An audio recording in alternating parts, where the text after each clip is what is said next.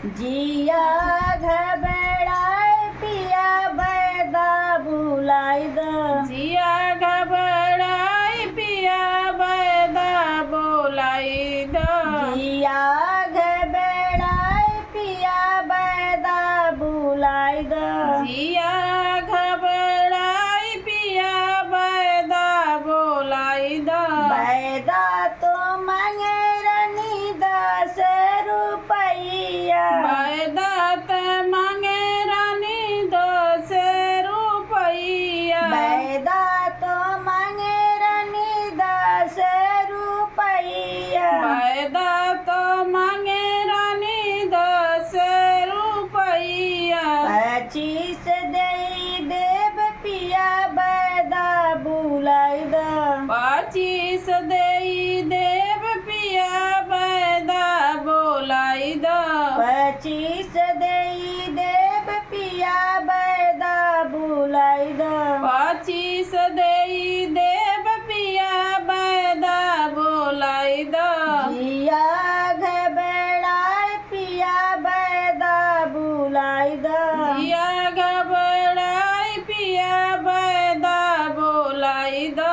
बैदा तो मांगे रानी कोठाया टारी। बैदा तो मांगे रानी कोठाया टारी। बैदा तो मांगे रानी कोठाया टारी। बैदा तो मांगे रानी कोठाया टारी। मंगुई माला दे देव पिया बैदा बुलाई द।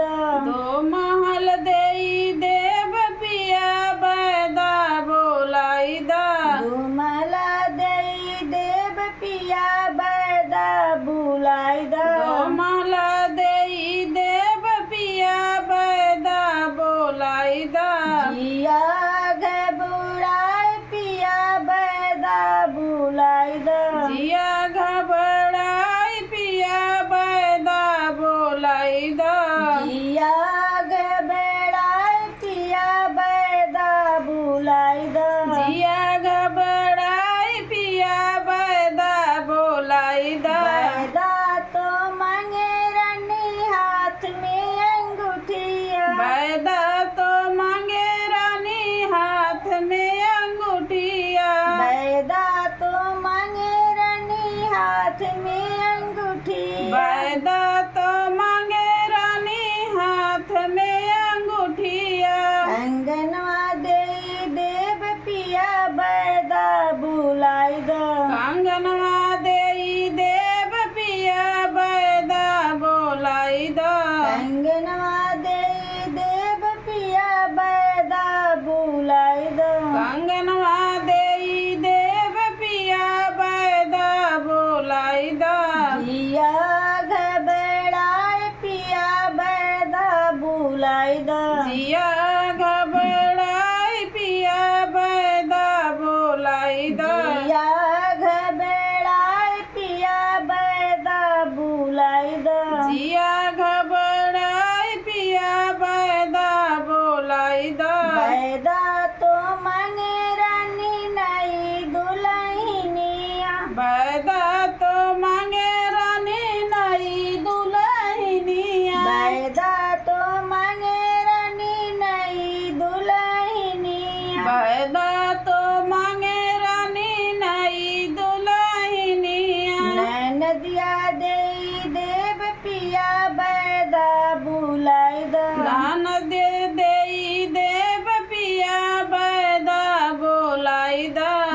नदिया दे देव पिया बैदा बुलाई द। नान दिया देई देव पिया बैदा बुलाई द।